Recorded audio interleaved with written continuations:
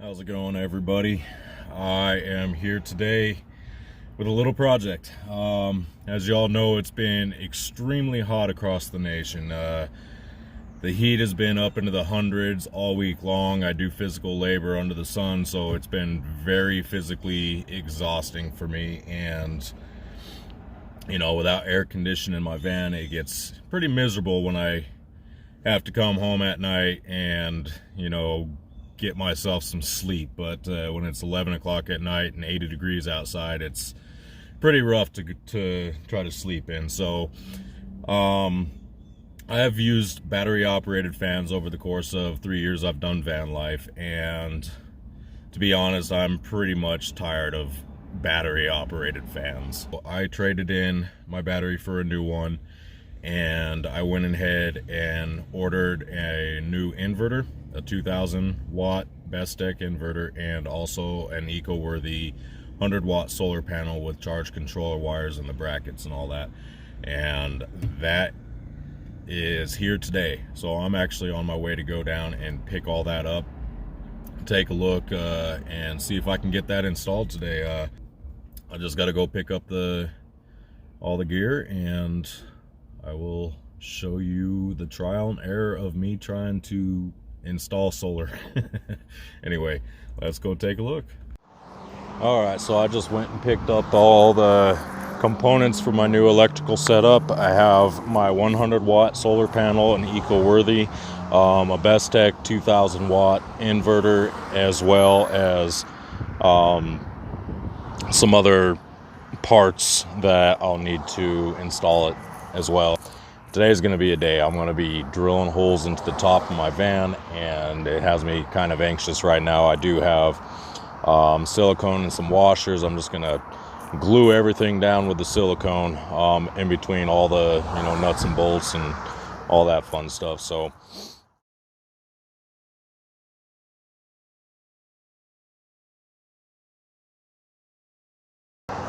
okay, so first off, that's going to be the inverter I'll be using. It's a 2000 watt Bestech. It has a whole bunch of external fuses and also 2 positive and negative terminals plus the grounding.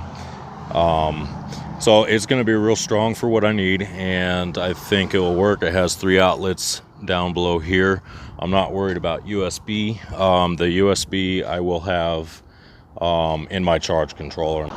Okay, to show you quickly how I do have it set up, I did get a battery box, and this is my 105 amp hour battery. It's a marine battery that I use, and I built a house around it just out of spare wood from my job, and it's actually on hinges. As you can see, it's accessible from inside and outside. So I'm going to show you real quick how I hook up the battery to the inverter. And what I got is, I just got 2 wires here that I got from one of the auto mechanics shops that I'd gone to. So basically what I'm going to do there is, one's positive, one's negative, and it's not color coded. It's short wire, so it's pretty common sense to see which is which. So basically what I do, I'm going to start by flipping that up. So on the smaller terminals here, you got the little bolt, just take those off. And you got the negative on this side, positive on this side, and some you got to keep in mind. These wires, I actually put my own clamps on there to actually hold down there. So I got some clamps that I actually had to use, and I'm not going to show you how to do that. I did that a while ago. So you just take the first cable and attach it to the small terminal. Make sure it's nice and snug.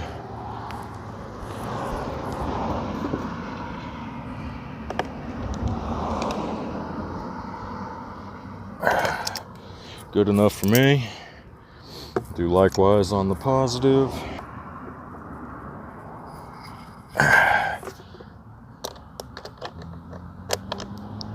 Okay. Alright, so I try to keep those pulled away from the main terminal here, since I have been using jumper cables lately, and I'm going to hopefully get around doing that before. So when I built this box, I put these notches in here, and that was actually to hold the wires up like that, so it wasn't rubbed up against the door. The door is pretty much flush with this. There's just enough room for that. It's a little different now, so I run those both up through this second notch here. It's a little bit of a tighter squeeze, but it does work. So now this does have two terminals, positive and negative, on there. I just use the bottom one here. Alright, so they are color coordinated, positive, negative. Easy to tell the difference. So I'm going to start with the negative here and just run that back. And I'll wiggle the wire itself as I'm turning, because what you'll notice sometimes with these, you'll tighten it all the way down and it'll feel tight, it's not going anymore, but then you pull on that wire and it's loose again. So I kind of wiggle it as I go to get a real tight hold on that.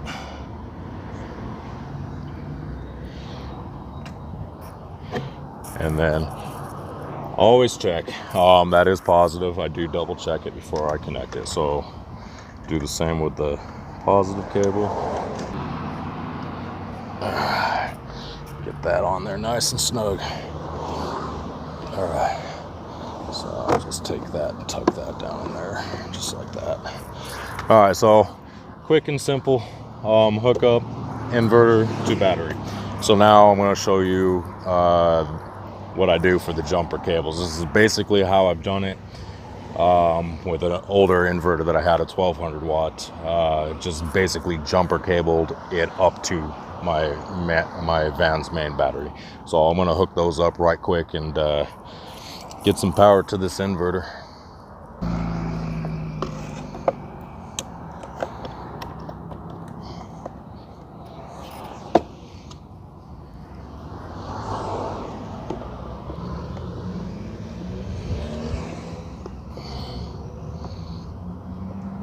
So I'm just going to run this outside for now around to my van's main battery and get that connected.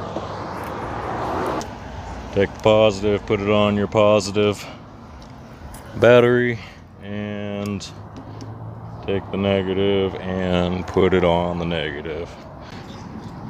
Now, I did forget to show you one vital component that you're going to want with your solar charger, and that is your charge controller. So this is what came with my solar panel. I'll connect that. It's got the charger connection, the battery connection, and then a third one that you can connect lights to. So yeah, that's another key component that you'll need. So basically what I'll be doing is going from solar panel to charge controller down to the battery and then to the inverter, and I will fuse everything between,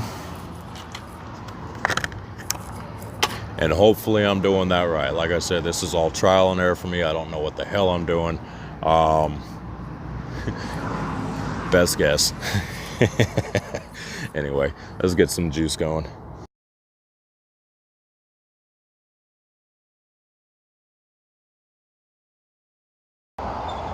Okay, so basically what I'm doing is I got these crossbars on just because there is a curb in the roof itself. It does look kind of flat and it would probably sit flush, but this is just to give it more stability all across the board. It's sitting down between them flush with it right now, but what the plan is the reason I drilled some holes through the center here, this is what came with the panels itself. It has the two top and bottom holes, but not one on the side, and I wanted to go ahead and use this to line up there, connect that, and put the panels actually right up on top. That way there's some airflow, it doesn't get too hot underneath, and it's all connected to the same structure connected to the roof. So I'll have those up there and then the panels itself right up on top, and I think that will work for me. And I'm just gonna double check it before I start drilling holes. Actually, it's probably the 10th time I've checked it. You want to be absolute before you start putting holes in your roof, because that's a patch you don't want to have to fix if it's unnecessary. But anyway, I'm gonna get to it and cross fingers.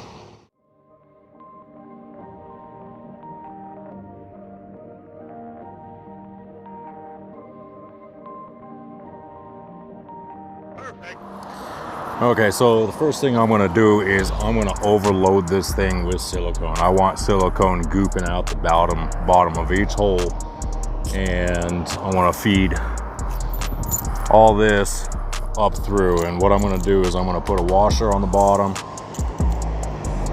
one up above here, and then a washer above on the top of the frame. Actually, probably better to get that bolt up there first so it's not dripping just straight through.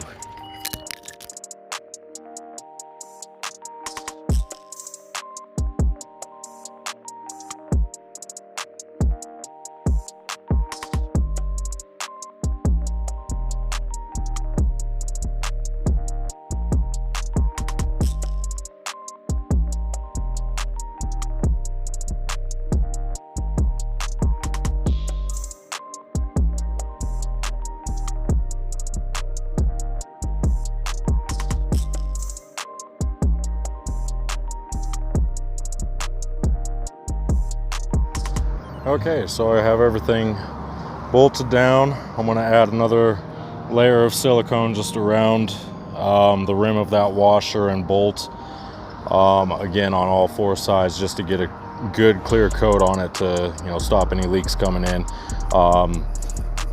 This is not how it sits. As a reminder, there are the brackets that come with it, and I'm gonna actually screw those just right on the side that it's going to sit up on. So I'll have those down the center, and we'll be good to go as far as the mounting of the panel.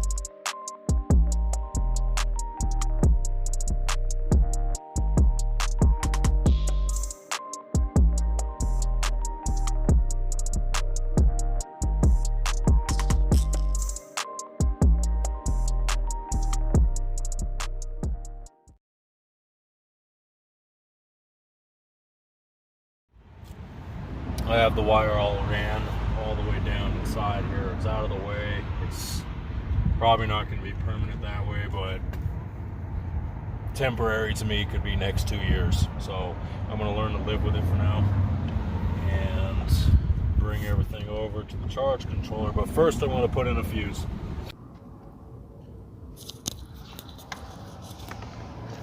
Alright, so I got the wire cut and ready.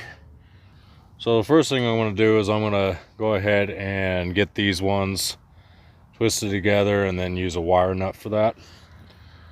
And what I do is I just V it like that, or L shape it, and then just basically start twisting it together.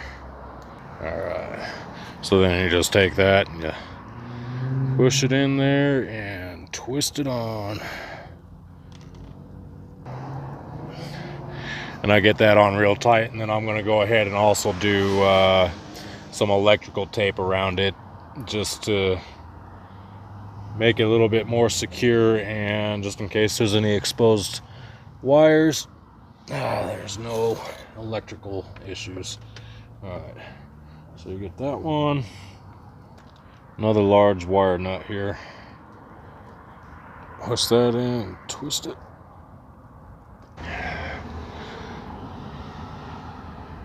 So then I got my charge controller, and that's where this is going to go into. And if you look on there, you can see there is a positive and negative side. You can see on there that the light setting, the battery setting, and also the solar panel. So I'm just going to hook those in there and get that underway. So I'm just going to go ahead and hook up the charge controller, and I already cut the wires down to the length I need and got them ready to splice in. And basically these, you just put it in there and screw it down tight. So I'm going to go ahead and do that. Okay, so now I'm going to get this hooked up. I am losing light very quickly. So this will be my negative going into the negative battery terminal on the charge controller. So stick that in there. Oh shit. I didn't make that wire long enough.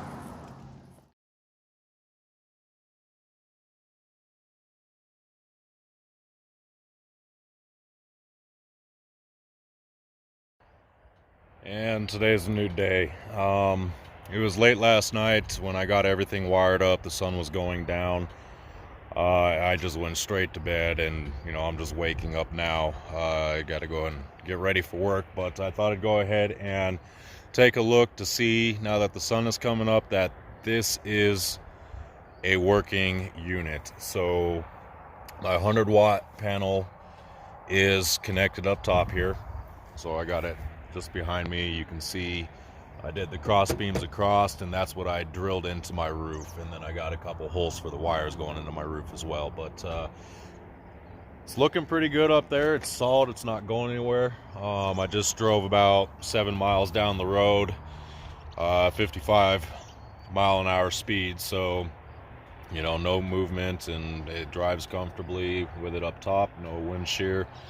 So I'm pretty happy with it, and I'm looking at the charge controller now, and it's actually showing that there is a charge coming to it. So let me show you that just real quick.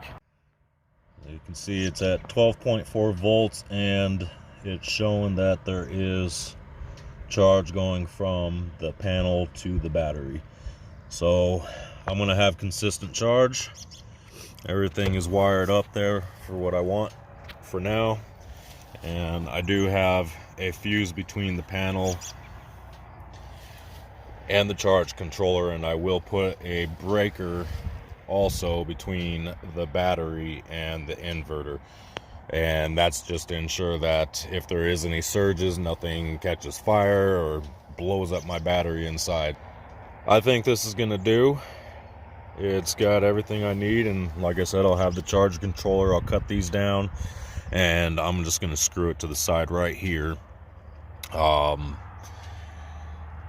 Clean up the wires a little bit, but yeah, I mean, it worked out. It took all day to get it done, but I'm gonna have electricity in here, and it's not running off of my van, so I'm pretty happy with it.